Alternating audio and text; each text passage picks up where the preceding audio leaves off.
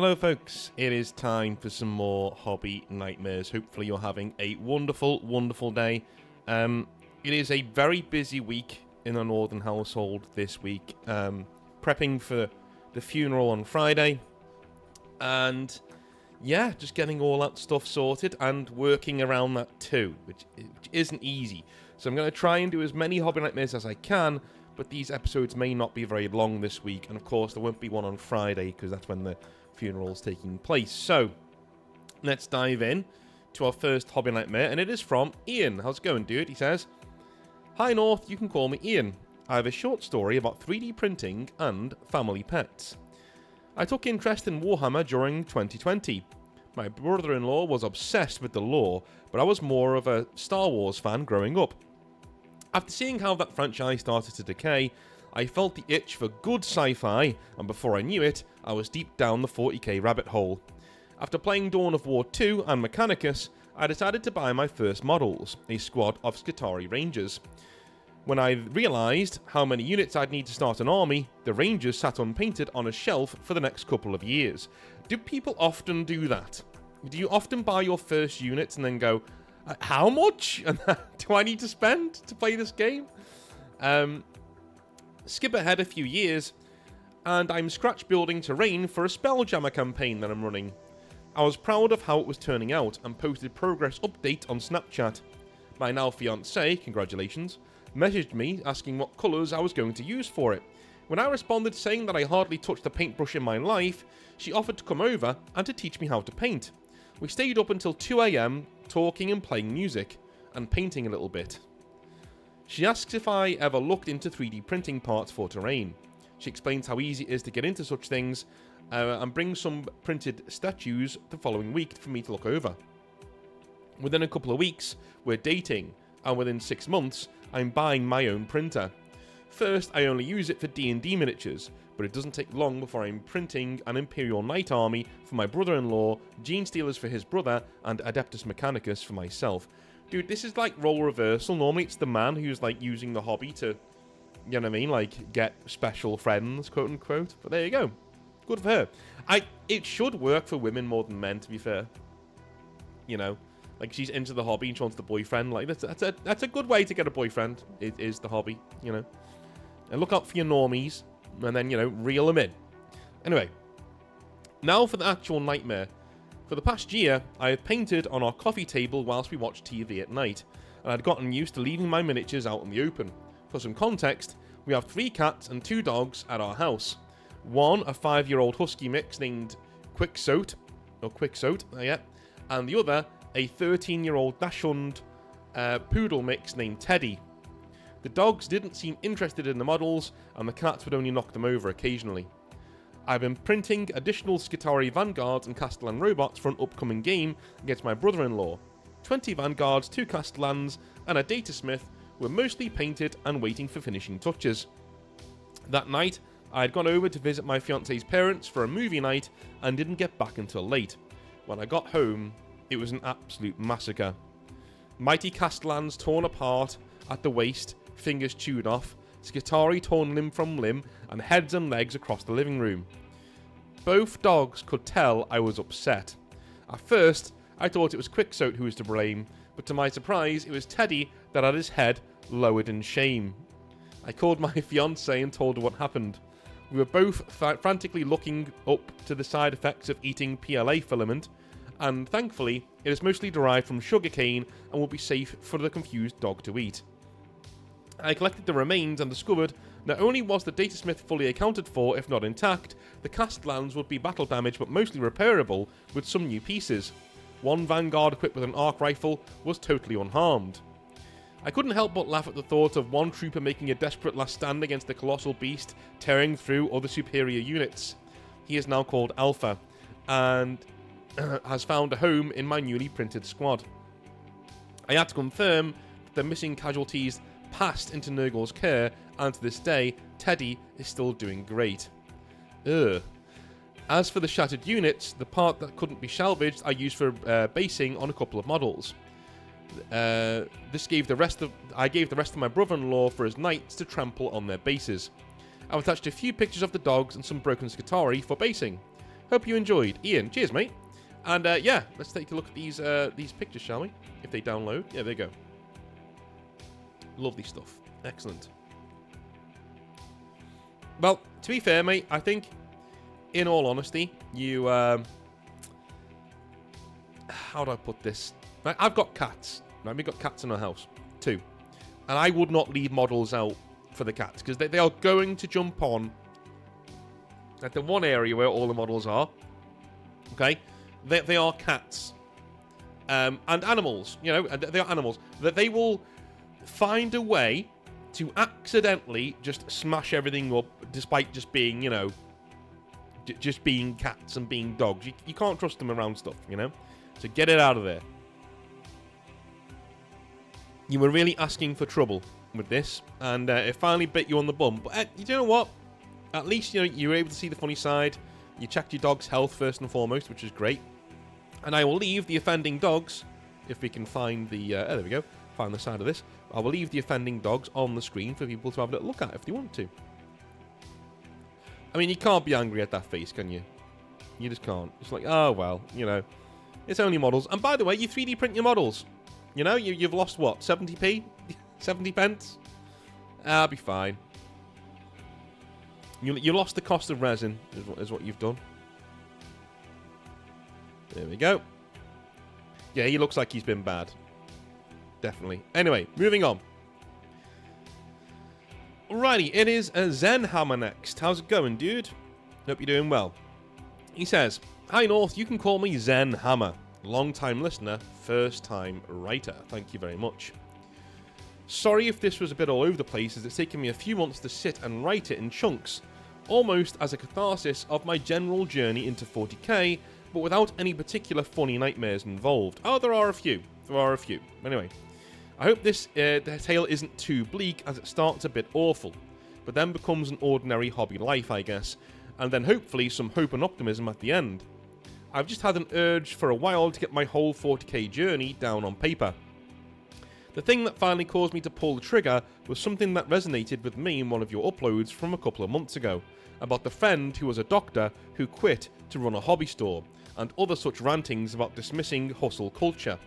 While I wholeheartedly agree with it, and I will elaborate with it later." Okay, cool. Well, I like these emails of people who, you know, share their hobby journeys. Pretty cool. To begin with, Warhammer to me was the usual origin story.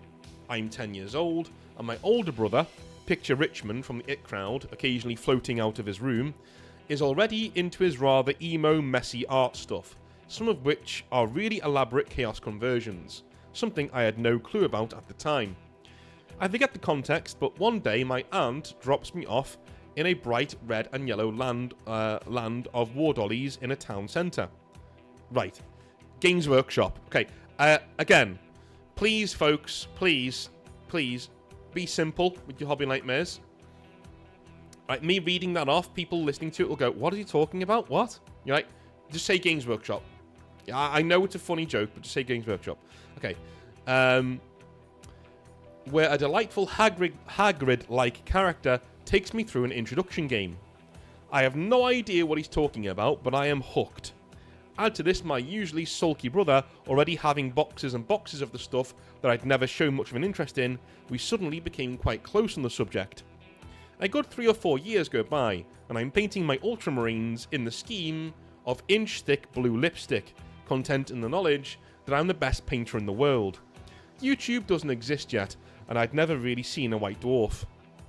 My brother, on the other hand, was painting really macabre demons and monsters, swimming in green stuff and milliput, not really my taste, but brilliantly done all the same. Good enough, in fact, that he made quite good pocket money by selling them to other nerds. An early commission painter, if you will, and over time, I looked up to him in all walks of life as the ultimate authority on everything cool, friend circles and school smarts. It's a normal, upper, lower, middle class upbringing, with no particular shared traumas that I can recall from the time, but a grim warning is on its way here. At 16 years old, my brother tries to delete himself.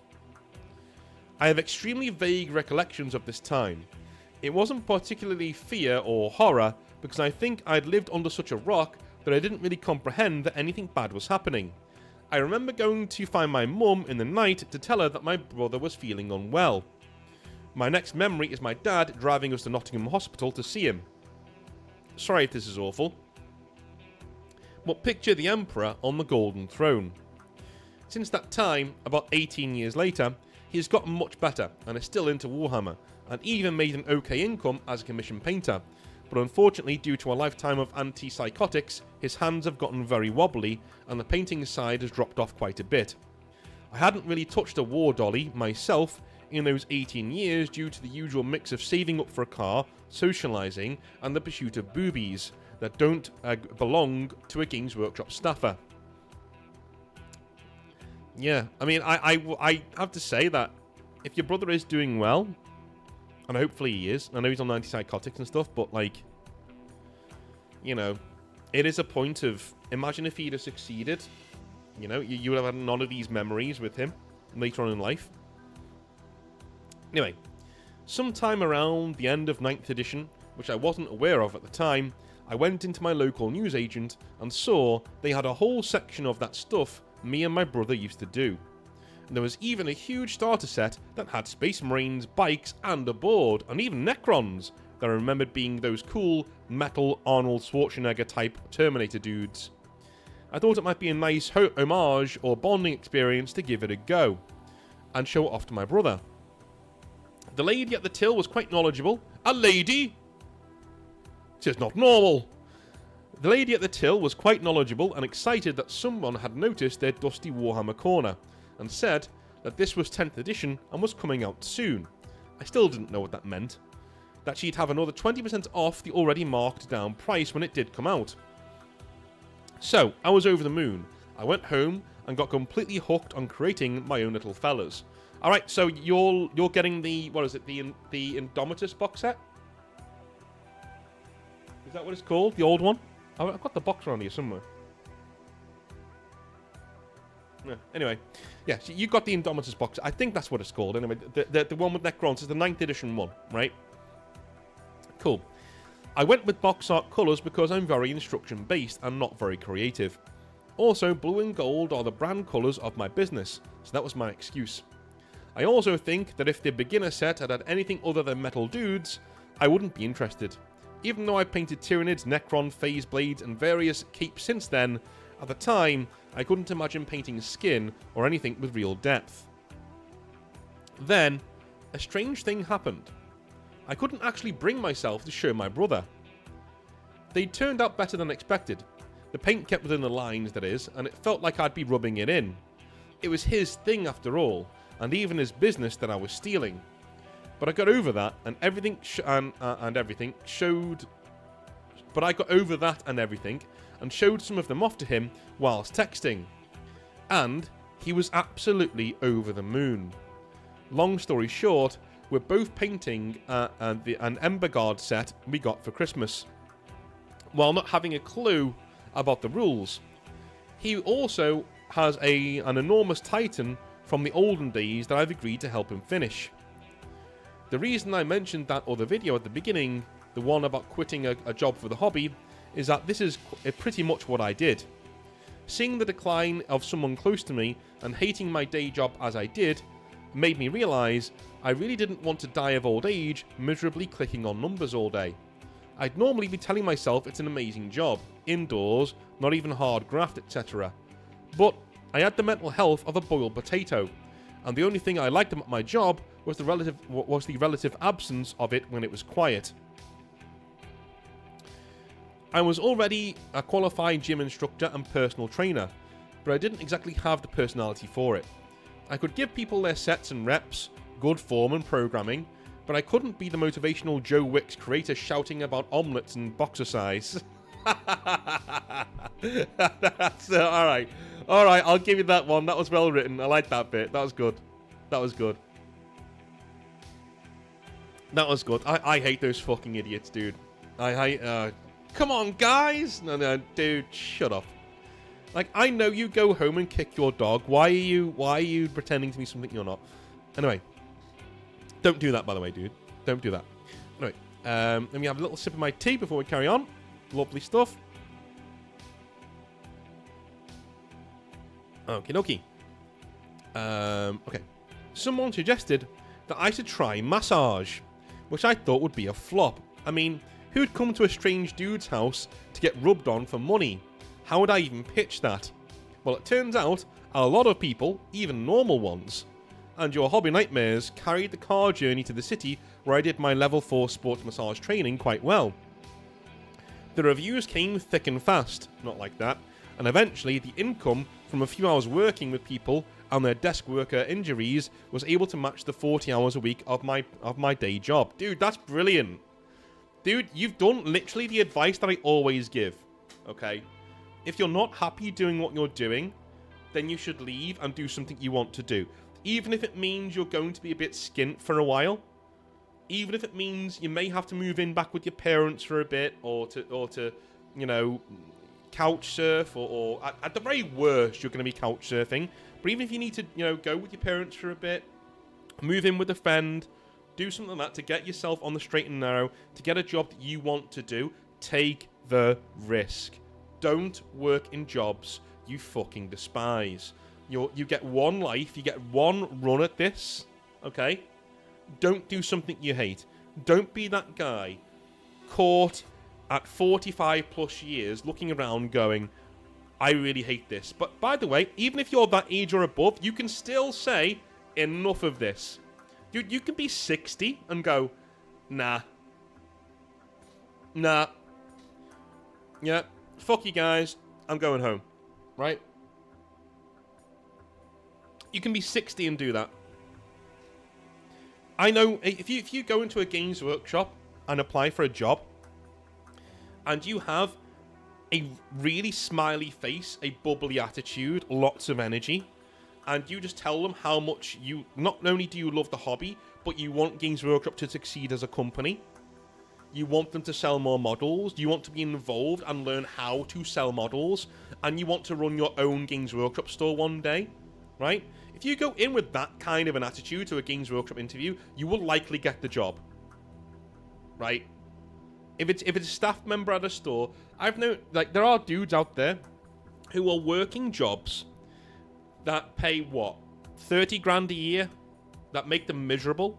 If you're in a 2-income household and you're really old, like you're 50 plus, right, and you see a Games Workshop retail position, just go for it. Just go for it. Because if you get a good manager, dude, you are set. You are set. And with you being older, they're not going to, like, talk to you like shit. You're not young. They're not going to, you know what I mean? Like, if you can find a good manager, if you, or even, not even Games Workshop, any job like that you can do, even if it's less money than what you were on before, find a way to make it work, because your mental health is worth more than a few extra zeros. This is a big reason why my last relationship did not work out, right? I was earning decent money in a school, talking like 45, 50 grand a year, right? Doing pretty well. And another job came up in another school that I didn't like, but it was 60 grand a year, right? And my other half at the time was beside herself that I didn't want to take the job. I was offered it, I didn't want to take it. And I said to her, listen, I'd rather be 10 grand a year worse off, but be a guy who my kids enjoy being around, than be some 60 grand a year salary man who is fucking miserable and bring that home with me. Right? I'd rather enjoy my life, thanks. Your 10 grand a year ain't gonna cut. It's not worth it, right? You need to pay me for my misery. And 10 extra grand a year isn't gonna touch the sides. Sorry, right? Same reason why I left Games Workshop. You need to pay me for my... If you're gonna make me this miserable, you need to compensate me as such. If you can't, then go fuck yourself. Right? That's it. I'm not doing it. You did exactly the right thing, my man. Well done, Zen Hammer. Well done. Anyway, I didn't try for some professional middle ground at the office part-time, career break, etc., but the applications just kept getting ignored or disappeared. So on my birthday this year, I handed in my notice and keep the lights on quite happily with a few clients with back pain. My favourite line to them is that I make the treatment 10% shittier each time, so they have to keep coming back. There are some really tough times too, of course, and even some massage table nightmares if you're interested. Oh, yeah.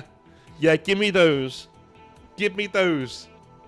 Yeah, I know they're not hobby related. I don't give a shit. Give me those massage table hobby nightmares. Have there been any bone-ons? Have there any hard-ons at your table when you've been giving somebody a rub down? Come on, dude. You gotta... Right? Any involuntary orgasms? You've got to... dude, that was so funny. Write them in. But it's the adventure I chose, and that makes it much more worth it than rotting in an office chair. I agree. I'm not telling listeners to quit their jobs, but if there's any small semblance of a hobby or something you enjoy that could become a livelihood, bite into that for all it's worth. Exactly. Yeah. Don't just quit your job. But as you just said, if there's a semblance, anything out there that you enjoy that you can make money from, do it. Do it. Build it up. I've now completed a counselling qualification. I run modern, down-to-earth mindfulness courses, and I'm a facilitator at a men's support group called Andy's Man's Club, which is all over the country now, and a great place to vent your spleen in a healthy, structured way over a coffee and free donuts. You don't need to register or pay or anything. Just show up at 7 PM every single Monday evening, except for bank holidays. I'm not sure if this reads as a long or short story, but I have more tales if you'd like them sent in. Ruining the KPIs of my local games workshop, indoctrinating my girlfriend into collecting Warhammer, and my various feeble attempts at competitive 10th edition 40k. I couldn't really decide on picks, so I'll attach some of my latest models of my models painted as a kid, and one of my first 3D printed, first painted as a 30-something. All the best, Zen Hammer. Cheers, dude.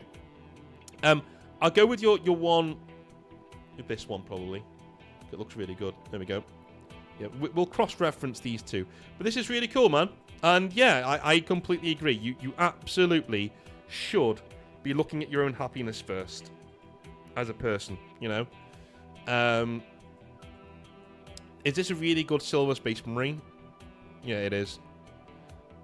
I hate it when people send these things in. That's cool, man. That's cool. Now, have you dry brushed this? This looks like it's been dry brushed. As in, it looks pretty dusty. It's a really cool looking model. And a really nice colour scheme. I would look up some tutorials on YouTube about dry brushing thick colour, thicker colour iron and silver. Because you could do it on top of this model. You don't need to start this again. You could literally do it on top of the model and it would look amazing. Okay? In fact, dude, look at the description of this video. I'll put the tutorial down there. Because it would take you all of 5 minutes to do. And it would make this model one of the best ones we've had on the channel. I'm serious, okay? It's already really good, but I can just see you do exactly the same thing I used to do before I figured out how to do it properly. These are your old Space Marines? What? Dude, that looks better than what you're doing now. Are you serious? Which one's which? I don't know, man. I don't know. I don't know what's real anymore. Moving on. We are with Sal. How's it going, dude? He says, "Hey, North. You can call me Sal or Flying Sal. Cheeky shout out to my YouTube channel by the same name. This isn't much of a hobby nightmare, but a lore rant. Considering you've kind of stepped back into 40k, I figured you'd find this interesting. Basically, there's a new piece of lore in the Black Templar Codex that has me considering fully boycotting the damn book. Ooh. For context, I'm a Black Templar player who started in 10th edition. I picked up the old army box that had the 9th or 8th, I'm not sure, edition codex included. North, I am not much of a reader. I usually do small sections at a time, but I remember picking up that book and reading every bit of lore in one sitting. I loved the mystery of the Howling, reading each crusade that was currently ongoing, and learning more about Helbrecht and Grimaldus' backstories. Safe to say, I have been extremely hyped for this one codex. You've often talked about how Games Workshop has been moving away from the grimdark and more towards Saturday morning cartoons. Of course, I could not see it. but Black Templars have been that last bastion of Space Marine grim darkness for a while now, and I had hoped that that would continue. Well, that hope got shot in the face by Heavy Bolter. Last bit of context before I start ranting. My first 40k book was Hell's Reach, so naturally, my favourite character in the entire setting is Grimaldus. So when I saw a YouTube short by Idiotic Synergy talking about Grimaldus' new lore in this codex, I was hyped. North, this has to be the stupidest piece of new lore I've ever heard. Other than the Terminus Decree, of course. Basically, in a battle with the Word Bearers, Grimaldus leads a contingent of the Guard into a charge against them. He then sneaks away, in capitals, and pours acid on them, killing the few Guard and Word Bearers. Feel free to rant about this before I do. Yeah, dude, way to reset every single bit of character development Grimaldus had in Hell's Reach. Like, this just shows you their writers don't read the books. You should feel free to disregard every single piece of lore in codexes, because those writers don't read the fucking books. A1 piece of evidence right here.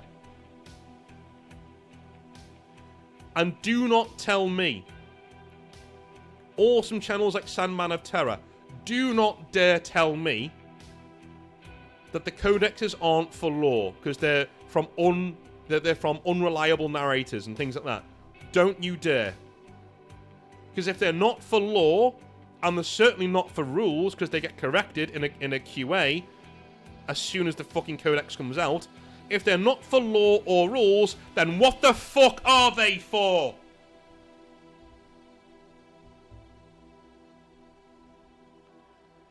You just reset Grimaldus' entire story.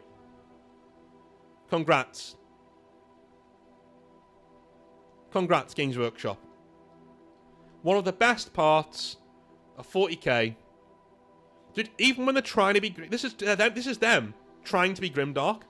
That's what it is. It's Grimaldus sacrificing Imperial Guardsmen to kill Wordbearers, because that's the grimdark thing to do. They completely missed the fucking... This is Trench Crusade level writing. Right here. It's somebody writing grimdark without knowing what grimdark is. Okay? You haven't read the books. And it's not just any book. Hell's Reach is a legendary book. This is like writing the Ordo Xenos and not mentioning Eisenhorn, or putting Eisenhorn in there, changing Cherubale to a woman, and having Eisenhorn be married to her. Which is kind of close to what actually happens, really. Never mind. Right, but you know what I'm saying, right? You know what I'm saying? You haven't read the books. That's unforgivable. Moving on. You are trying to tell me that the leader of the chaplains, in the most religiously zealous chapter there is, snuck away from a melee fight? Oh yeah, I forgot about that bit. Aren't the Templars famous for never retreating? Yes. Yes, they literally have rules that do that. It's part of their lore. Accept any challenge, no matter the odds. That's the Black Templars. The minute you have a Black Templar sneaking away from the enemy, you failed. You failed. Accept any challenge, no matter the odds. That's the Black Templars. You fucking fool. Charging headlong into battle, no matter the odds? Isn't that literally one of their highest and most sacred vows? It is, yes. Well, it is. There is an entire book of character development for Grimaldus that explains why he would never do this. Why he didn't just sneak away from the church at the end of Hell's Reach and blow it up himself, crushing the orcs and his own troops. Because he's the fucking Reclusiarch of the Black Templars. That's why. We maintain our honour even in the face of certain death. We keep fighting until the problem is dead, or we are dead. The only time in lore I can think of where the Templars retreated was at Armageddon, and that was because Helbrecht was mortally wounded and an Emperor's champion died in the void ship battle above. But as soon as Helbrecht was standing, he ordered the fleet back into the fight. It makes me sad to admit that you're fully right about Games Workshop purposefully sabotaging their own lore for those grimdark holdout factions. If you understand anything about just the idea of the Black Templars, you know this would never happen. I'm fully considering not getting the new codex just because of this piece of lore. I'm scared to see what other stupid things they have written in there. Feel free to cut the rest of this rant if it's getting too long. This makes me scared of what could happen in the future of our lore. After what happened to the Celestial Lions, there was a private conversation between Helbrecht and Grimaldus, where Helbrecht stated he does not fear war with the Inquisition. At first I thought this would be such an interesting moment in the lore, where the entire might of the Templars is pitted against the ruthlessness of the Inquisition. Now I can't help but think that this plot thread is just going to be used as a tool to get rid of all of the Templars' flavour. I can imagine just one line of lore in the 11th edition codex, stating how our rumoured 6,000 Astartes were all killed off in our war with the Inquisition, and now we are back to a standard chapter size.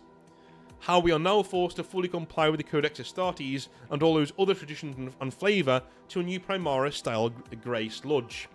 And North, I swear, if this happens and some neckbeard furry space wolf makes a comment about how they took on the Inquisition no problem, I'm going to bash their brains in with my old Land Raider till they stop being attracted to My Little Pony. Thanks for reading, North. In my opinion, this simply is not canon, but still frustrating to see Games Workshop sabotage my faction and favourite character. Have a good one. Cheers. I agree, man. I couldn't agree more. And the reason why the Space Wolves get away with it is because they already are Saturday morning cartoons. Quite simple, right? They're not grimdark, they're silly. They look silly, they act silly. They're already at home in the new shit version of Warhammer 40,000. That's why they can get away with it. That's why they will always beat the Inquisition. That's why the rules of the setting don't apply to Space Wolves. That's why everybody hates you guys. We don't hate you because you're furries. We hate you because the rules of the setting that we love don't seem to apply to you. Right? And that sucks. You're Liverpool, man. That's what you are. You're Liverpool. From a footballing perspective, you're Liverpool. You are a juggernaut. You are the mainstream. You are held up as this wonderful thing by the mainstream that everybody hates, and yet you continue to protest that you're the victims in this situation. You're the underdog. You're the downtrodden. Everybody should just be a Space Wolf fan because they're so cool. Dude, you are the fucking problem, and everybody hates you for it. Get used to it. Alright? Black Templars, Inquisition, Grey Knights, Custodes, they're all problematic, and they all have to go in Games Workshop's eyes. But you're alright. And it's that opinion of, well, I'm alright, Jack, so it doesn't affect me, so it's fine. That's most Space Wolf players will say shit like that. Well, I'm alright, so it doesn't matter. Or they'll openly gloat about how their lore hasn't been retconned or anything like that. Dude, no. Right? Just no. Okay? And they always say, oh, well, we've had lots of characters taken away from us. Dude, you've had like 4, maybe 5. You've still got loads in there. And the characters you do have done, like, amazing things. The only characters you've lost are ones that literally don't do anything. Have done nothing in the lore for 10, 15, 20 years. Okay? You know? And you've had so many. It's not... People... I've had Grey Knight... I've had Space Wolf fans say to me, well, you can't complain about Drago being taken away, because I've had, like, 3 or 4 characters taken away. Yeah, but, dude, the Grey Knights have 1 character, maybe 2, in Crow and Drago, and 1 of them is now gone.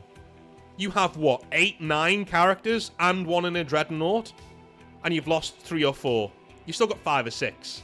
Shut the fuck up. You're not the victim. You're the mainstream, and because you act like a victim, everybody hates your fucking guts. Alright?